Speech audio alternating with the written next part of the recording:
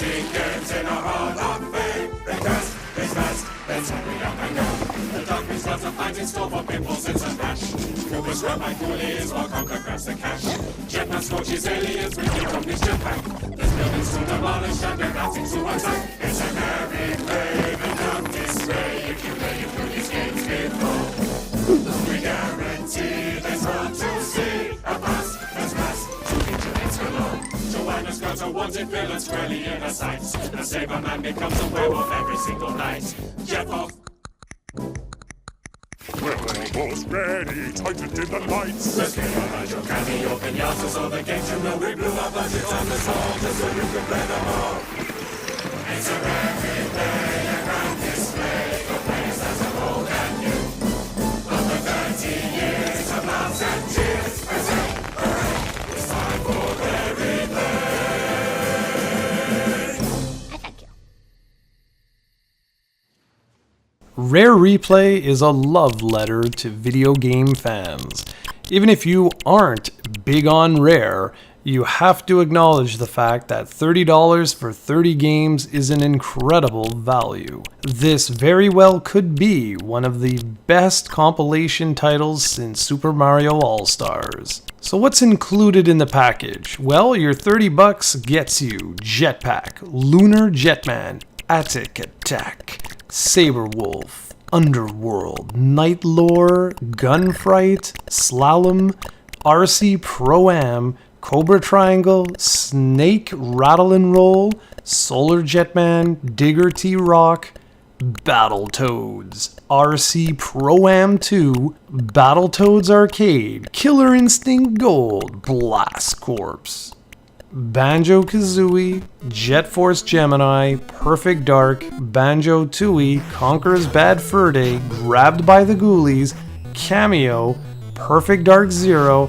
Viva Pinata, Jetpack Refueled, Viva Pinata, Trouble in Paradise, and finally, Banjo-Kazooie, Nuts and Bolts. That is a wealth of incredible games ranging from the pre-NES era all the way up to and including the Xbox 360. Naturally, the licensed games are nowhere to be found here. Things like GoldenEye 007, the Donkey Kong Country series, etc. will not be featured, which of course is a shame, but completely understandable. I've got to say that playing through some of these games again for the first time in many years brought back some wonderful memories of my childhood. Now, I've got to give this game the absolute highest compliment I can in terms of its overall presentation. Yes, the games have never looked as good as they do here, but that's not actually what I'm talking about. I'm talking about the way all of the games are presented together. You see, the game takes place in sort of a gallery, with each game representing a painting or a section of the gallery. Now, when you play the game, if they were designed for 4:3 resolution or aspect ratio, you get a really nice cool border that goes around your gameplay session, which I really liked. There's also a CRT filter which warps the image and adds a bit of contrast to the edges, which truly nails that old school tube TV feel. There's also a save anywhere and a rewind function for some of the older games, and yes, it completely kills the challenge, but I think that's part of the compilation's charm, to be really honest with you. It kind of like removes that barrier and just allows you to have fun.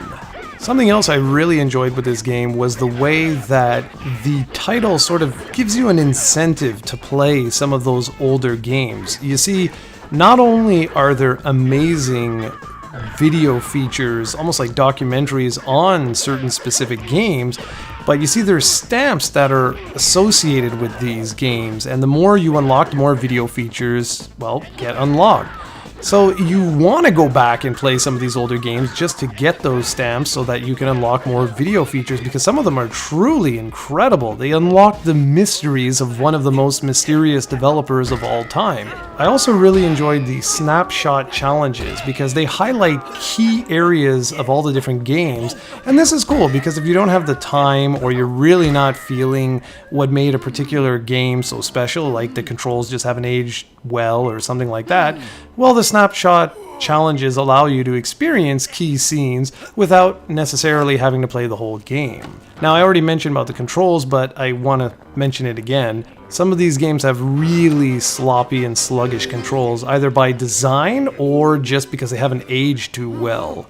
There's also a kind of bizarre aspect to the game. Perfect Dark Zero, Cameo, and the two Viva Pinata games, Jetpack Refueled, and Banjo-Kazooie Nuts and Bolts aren't actually featured in the game itself. Instead, they require additional downloads afterwards. Now, obviously that's not a big deal, but it is kind of annoying that you get kicked out of the game to go back into 360 backwards compatibility mode in order to play those games. I thought that was a bit jarring and questionable why they weren't put on the disc to begin with. But then again, I guess it sort of makes sense now that they've announced backwards compatibility. This was sort of their flagship game for that, I would assume.